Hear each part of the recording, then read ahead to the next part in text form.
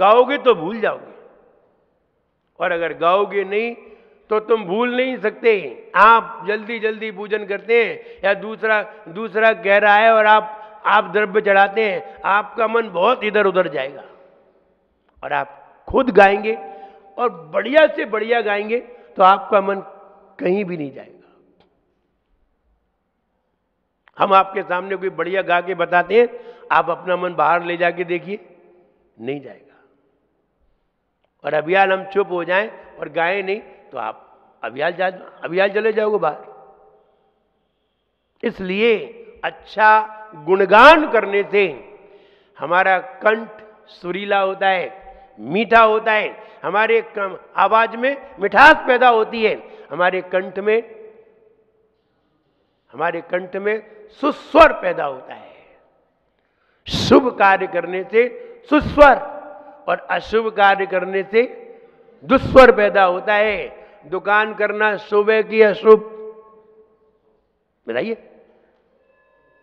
शुभ है कि अशुभ? अशुभ। कहां से शुभ है? अब विचार करिए, बाहर सारे अशुभ के कारण है, आवाज खराब करेंगे, और भगवान का गुणगान करोगे तो शुभ होगा, कंठ तुम्हारा बढ़िया बनेगा। और कंठ बढ़िया नहीं है तो फिर आवाज भी अच्छी नहीं होगी। और तुम कह रहे हो कि तन भी अच्छा चाहिए और वचन भी अच्छे चाहिए। हर किसी को नहीं मिलते, बड़ी मुश्किल से मिलते हैं। मेरे पिताश्री जब मुंबई पहुंचे और मुंबई में जाकर के उन्होंने संगीत सीखने के लिए पहुंच गए। लक्ष्मीकांत प्यारेलाल सारी दुनिया जानती है, उनके साथ संगीत सीखते थे। क्लास में भर्ती हो गए। हुआ ये, उनके एक मित्र थे, तो वो मित्र थे, वो सिगरेट पीते थे और वो रात्रि में पानी भी नहीं पीते थे, बिल्कुल शुद्ध थे, और वो सिगरेट पीते थे। तो दोनों मित्र एक साथ जाते थे, तो वहां जब आवाज का टेस्ट लिया गया, उस टेस्ट में उनके मित्र की आवाज फेल हो गई। बोले ये सिगरेट, ये स्मोकिंग करते हैं, इनको बाहर करो, ये संगीत नहीं सीख सकती। और उनको बाहर किया तो मित्रता के कारण वे भी बाहर आ गए। लेकिन उनका सिलेक्शन लक्ष्मीकांत प्यारेलाल के साथ हो चुका था। ये बात बतानी है। अच्छा कंठ ऐसे ही नहीं मिलता, बड़ी मुश्किल से मिलता है। तो हम ये कहना चाहते हैं, अच्छे वचन अगर हमारे मन में, हमारे अंदर, हमें अपने अंदर पैदा करनी है तो कुछ मत करिए, भगवान का गुणगान करिए। अगर तुम्हें गाना नहीं आता है, भगवान के पास बैठ जाइए और भगवान की बातों को सुनिए, अपने आप गाना आ जाएगा। पूजन है, पूजन सुनो, गाने का प्रयास करो, अपने आप सब आ जाएगा। तुम पूजन से प्रारंभ करो। और ऐसा नहीं है कि तुम्हें पढ़ना नहीं आता है, पढ़ना आता है, बोलना आता है, आप बस करना और सीख जाए। और हम पहली लाइन में हमने कहा था, काम सही कर जाते हैं, सही तरीके लाते हैं, सही कर जाते हैं और सही तरीके लाते हैं, और सफल वही हो पाते हैं, और सफल वही हो पाते। वरना कई दिनों से हम भगवान की पूजन कर रहे हैं लेकिन हमें गाना नहीं आया। क्यों नहीं आया? इसीलिए नहीं आया कि आपने कभी प्रयास नहीं किया।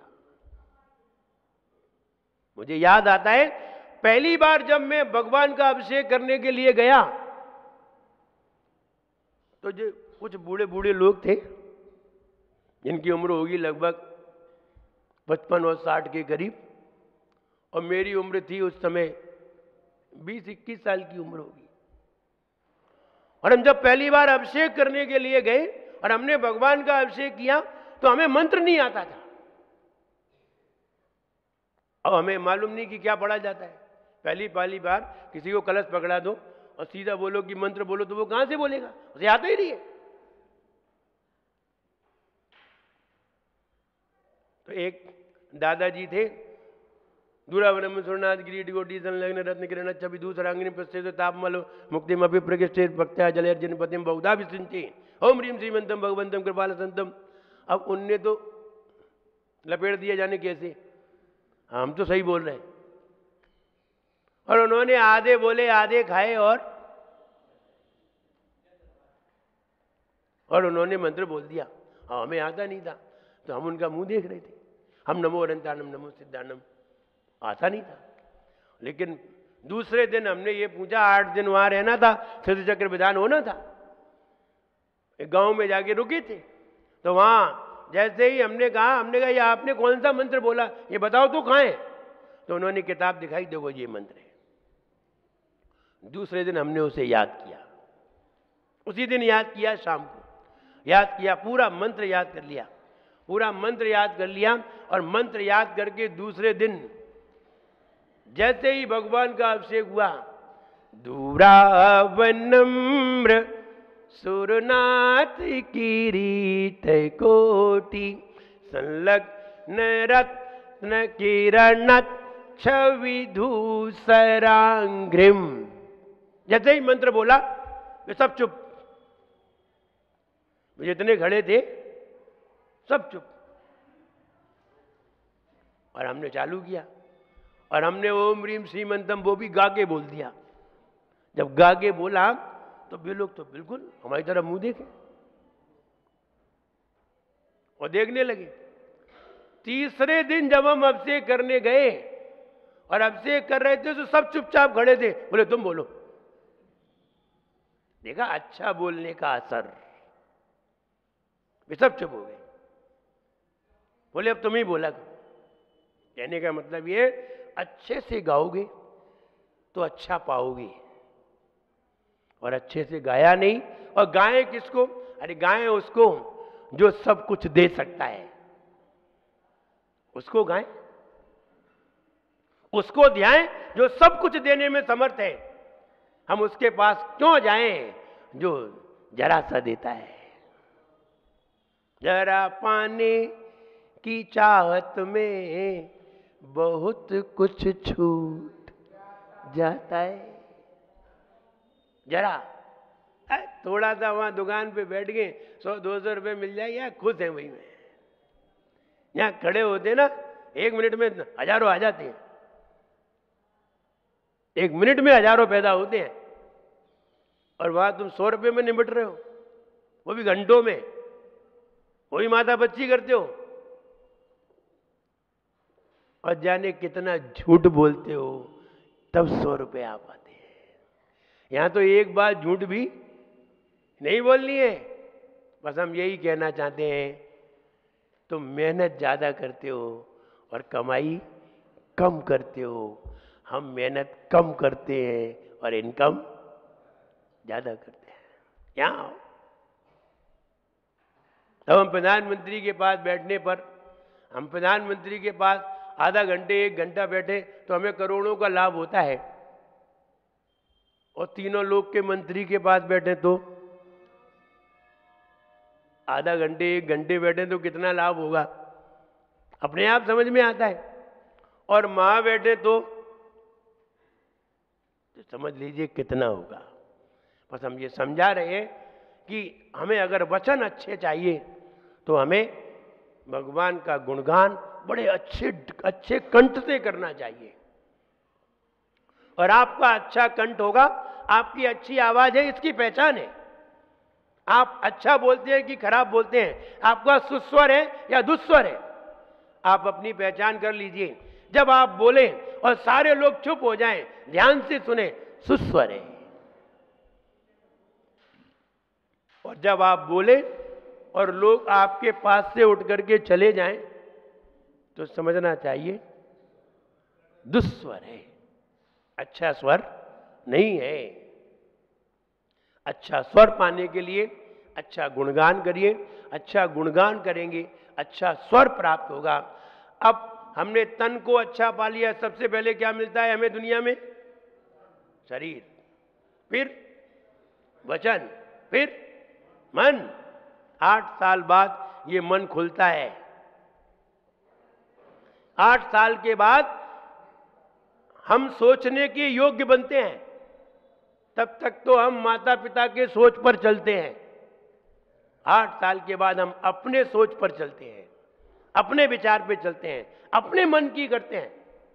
अगर आपने बढ़िया सोचा है, आपकी लाइफ अपने आप बढ़िया हो जाएगी। और आपने गलत सोचा है तो आपकी लाइफ गलत दिशा में चली जाएगी। 8 साल के बाद आप स्वयं जिम्मेदार हैं। 8 साल तक माता पिता देखते हैं। 8 साल तक माता पिता की जिम्मेदारी है। 8 साल तक अपने बच्चे को मंदिर लाइए। 8 साल तक बच्चे को अभिषेक दिखाइए। 8 साल तक बच्चे को सब कुछ बताइए, हाथ पकड़ के कराइए। आपकी जिम्मेदारी है। जैसे कि 18 साल तक आप अपने बच्चे को दुकान पे बिठाते हैं, चाहे वो 18 साल का हुआ हो, चाहे नहीं हुआ हो, चाहे वो बालिग हो अथवा ना हो। 8 साल से ही बिठाना चालू कर देते, बेटा बैठो। जैसे गद्दी पे 18 साल के पहले बिठाना प्रारंभ कर देते हैं, ऐसे ही 8 साल के पहले मंदिर लाना प्रारंभ करो। संस्कार डालो। वो 8 साल का हो तो वो अपने आप ही अब से कर ले, ऐसी योग्यता उसमें पैदा करो। ये माता पिता की जिम्मेदारी है। और अगर ये जिम्मेदारी नहीं निभाई तो वो भी बड़े होकर के तुम्हारी जिम्मेदारी नहीं निभाएगा, और निभा दी तो वो भी निभाएगा। नहीं तो बच्चों को देर नहीं लगती कहने में तुमने हमारे लिए किया ही क्या है। बच्चों को अपने माता पिता से कहने में देर नहीं लगती। क्या भी देते होंगे, तुमने किया क्या हमारे लिए? दो जवाब। अगर तुमने उन्हें संस्कार दिए होते शुरू से, 4 साल का बच्चा आप ले आते, धोती दुपट्टा पहनाते, खड़ा कर देते, देखो बेटा ऐसे चढ़ाते हैं, ऐसे चावल चढ़ाते हैं, ऐसे अभिषेक करते हैं। 8 साल 4 साल तक देख देख के सब सीख जाएगा। 8 साल में उसे कलश पकड़ा दो, वो अपने आप सब कर लेगा। नहीं किया तो अब भुगतोगी। 4 लड़के होंगे और पता चलेगा कि माता पिता अलग रहते हैं, दुखी है। ऐसा भी होगा। कई लोग देखे हमने, लेकिन कई लोग ऐसे भी देखे जो माता पिता के संस्कार को अपने जीवन में ढालते हैं और माता पिता की अंत तक सेवा करते हैं। ऐसे भी देखे। और ऐसे भी देखे कि भोजन के लिए भी उन्हें परेशानी उठानी पड़ती है। ऐसे भी देखे। सारे संस्कार की बात तो हम ये कहना चाहते हैं, ये संस्कार डालिए। न जाने सब्र का धागा कहां पर टूट। पर इतना ज्ञान होता कि यहां से करोड़ों मिलते हैं, वहां से तो बहुत कम मिलते हैं। पहले यहां हुआ है, और कितना अच्छा हो, यहां भी हुआ है और वहां भी हुआ है। पर दिमाग लगाओ, हो तो ठीक है, नहीं हो तो क्या कर सकते हैं। दिमाग भी तो होना चाहिए। गली से एक व्यक्ति गुजर रहा था, चिल्ला रहा था, चाकू छुरियां धार धरने वाला एक मशीन लिए घूमता है, आवाज लगा रहा था, चाकू छुरियां तेज करा लो। एक महिला ऊपर सेकंड फर्स्ट फ्लोर पे ऊपर खड़ी थी खिड़की पे, बोले भाई साहब ठहरो। तो वो ठहर गया। तो उसने पूछा, चाकू छुरियां तेज करते हो, धार धरते हो, दिमाग भी तेज करते हो? महिला ने ऊपर से पूछा, दिमाग भी तेज करते हो? देखिए उसका जवाब देखिए। हाँ, दिमाग भी तेज करते हैं, यदि हो तो।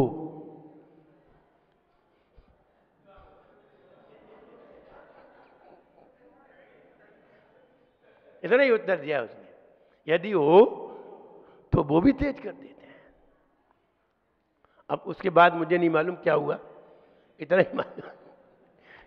कहने का मतलब ये है कि हमें अपने दिमाग का प्रयोग करना है।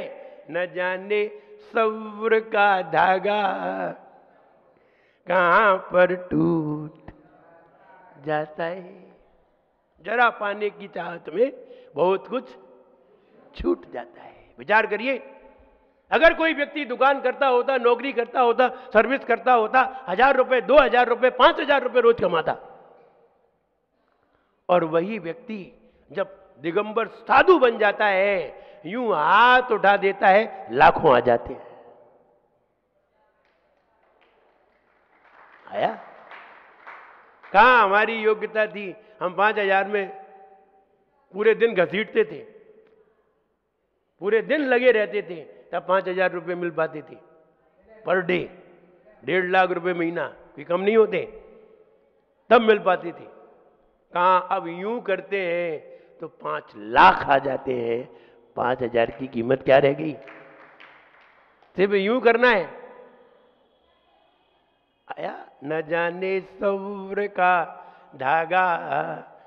हम 5 करोड़ के व्यक्ति भी बन सकते हैं, हम 5000 के भी बन सकते हैं, हम 500 के भी बन सकते हैं, और हम 50 रुपए के भी बन सकते हैं। मेरे ऊपर डिपेंड करता है कि बस यही ज्ञान होना चाहिए। हम इसी ज्ञान पे जोर दे रहे हैं। जितना ज़्यादा ज्ञान होगा उतने ही ज़्यादा कीमती हो जाएंगे। इसलिए ज्ञान करिए। और आगे की बात, मन कैसे अच्छा होता है, मन कैसे बढ़िया मिलता है, मन कैसे इलाज होता है, कल आप फिर सुनिए। जय बोलिए महावीर भगवान की।